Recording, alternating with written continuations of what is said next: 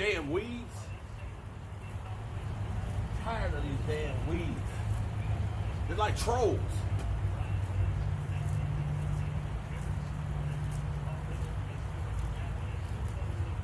You put weed killer out for them, and it don't kill them. You pull one, another damn troll jumps in there. Hey friends, Mark Holmes here, and as always, thank you guys for watching, commenting, subscribing, and being part of the Joe Blue Sports Report. Without you guys, this literally does not work. It's a new world right now.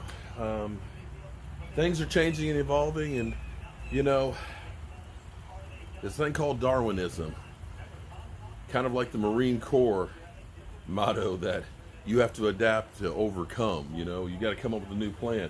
And things are changing around us as we speak. You're going to see people, maybe you're going to see businesses more, even after this is over with, do more and more work from home, because this is kind of like a great experience to see. Does it actually work? Can we do business?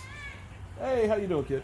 Can we do business while you're at home? You know, people are buying computers and office equipment and things to have a home office. So all these things, you know, maybe from the madness, new things will come about.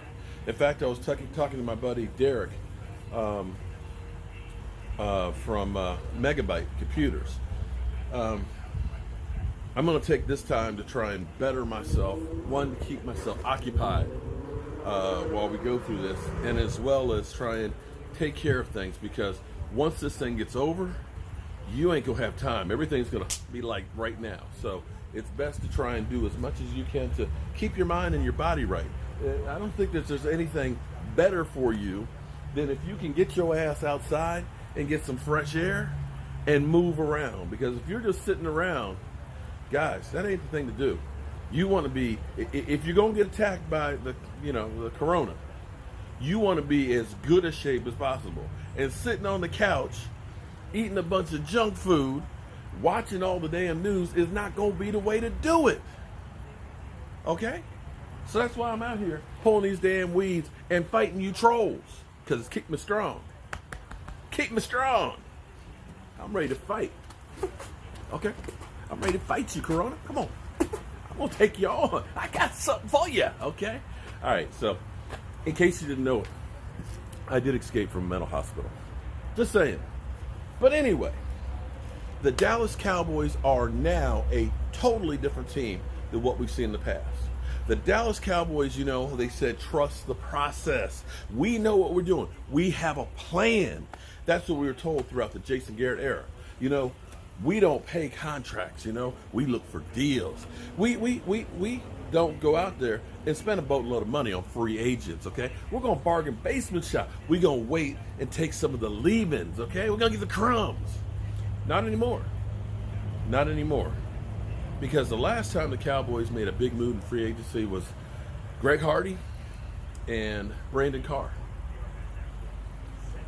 Since that time, it's always been bargain basement shopping. No disrespect to Randall Cobb, because you played lights out. No disrespect to Robert Quinn, because you, for that 6th-round draft pick, played above and beyond what we could imagine. And I want to thank you guys for the compensatory picks that we should be getting back. Although, it'll be in some doubt because the players we're signing. Hopefully, we're not signing those mega deals, but we're getting mega players, or some guys that still have a little bit left in the tank to help us with the young pups. Because we already saw it signed last night, Gerald McCoy, right? Okay. I think that guy is a beast. He's a run stopper, something that we don't really have. He's 6'4", about 300 pounds, at least listed at 300. I think he's a little bit more than that. But you know, Gerald, hey, I'm gonna do some pulled pork over here, okay? You know, I can come by and I can do some pulled pork, and we can do some Joe Boo wings. You know, put a little extra fat on that body. You know, just a little extra weight. So when you're ready to go in there and eat up on those offensive linemen and running backs and quarterbacks and stuff, you got a little extra push in there. I hook a brother up. That is after the corona goes by. Okay. The Cowboys are kicking the tires on Emmanuel Sanders. He's a little old. He's got some miles on him, but, you know, he did have about 500 yards catching, 33 receptions, 3 touchdowns. And will have a more dynamic offense, I think, than what he had in San Francisco. So we'll see. That they're at least looking. And so now, bad hand. Stop it. Keep touching my damn face. Now there's word that the Cowboys are interested in Atlanta Falcon Desmond Trufant. Desmond Trufant, who I think started in about 2013. Okay, been with the Atlanta Falcons, and last year I think he had about I want to say 18 tackles and 4 interceptions. 4 interceptions.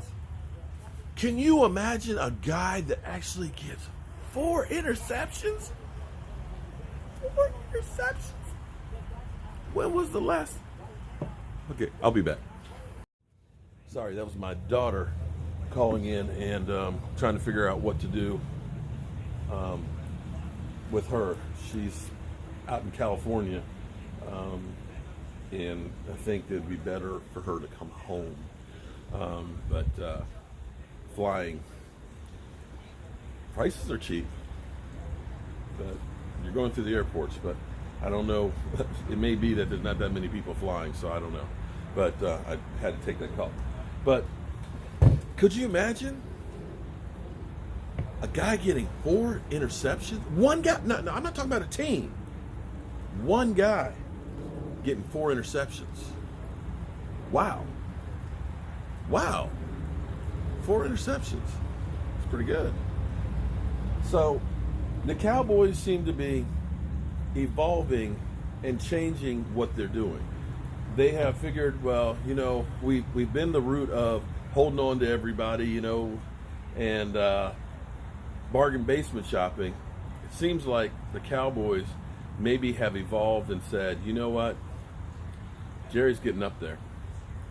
We need to try and do everything we can to get back to that Super Bowl. I'm all in on that. I just hope that the one thing you have to give credit to was Stephen Jones. They paid a whole lot of money to DeMarcus Lawrence, which is true. But in reality, all they really did was, from the franchise tag, is they extended it 2 more years. This year and next year, after that, they can walk away without having to pay a cent. Literally. That's where it's actually good. And when you start hearing guys about, like Giovanni Clowney, who was talking about he wants like 21, 22 million. Guy had 3 sacks last year. 3 sacks. And this guy, who's never had a 10-sack season, is talking about 21, 22 million? Get the F out of here. Somebody asked me, hey, should we be going after Giovanni Clowney? Hell no. Not, are you kidding me? Hell no. No. You want some of these guys that are grunts, that are in there, that that know how to work, that aren't going to cost you. Come on, man. You can get like 3 Gerald McCoys for Giovanni Clowney, and he had more sacks. So no. But what I hope is that as they do these veteran contracts and bring these guys in, that they end up doing these contracts that are good for the player and good for the team. That these guys should resurrect their career, and that if they need to go, they can go and leave a compensatory pick. Because ultimately, that's how you're going to go ahead and win. You got short-term pain right now letting those guys go. But come next year, you got all those extra compensatory picks, you're going to be like New England, having all these players that you're going to be able to fill the roster with. And that's how you win in football. Think short-term, but playing long-term. All right. Let me show you guys something, because this is kind of cool. Look. So, this is my fish pond. And here it is, the middle of March. And it's already warm enough now. I know the water's dirty because I've been stirring it up, getting the leaves out. But look, there's my baby. Look at that. They're swimming around. Hi, guys. The amazing thing about them is people will say to me, do you bring the fish in the winter? No. But how do they survive? How do fish survive in the regular ponds in the rivers? They've been doing it for millions of years. They actually hibernate. Their body slows down. They go to the deepest part in there and they move very slow. So about the end of October until really usually about early April, although it might be sooner with the way it's been warm lately, they don't eat. You see them move. They seem like they still grow. I don't know how without putting anything in. And then come springtime, once it warms up a little bit more, they'll be up at the top, ready to eat bugs or food or anything else. Mother Nature is an incredible thing. But you'll see this thing, right now it's cloudy because of all the leaves that have been rotting and breaking down in here. You'll see this thing clear up where you'll see the very bottom. In fact, just from cleaning out in here yesterday, you can already see how it's beginning to clear up. I can see the bottom drain in there. So, Mother Nature, it cures everything. All right, I'm going to get back to work out here and keep up with the news with Cowboys. I will probably do a live stream at 4 o'clock, counting down to the new year. All right, see you soon.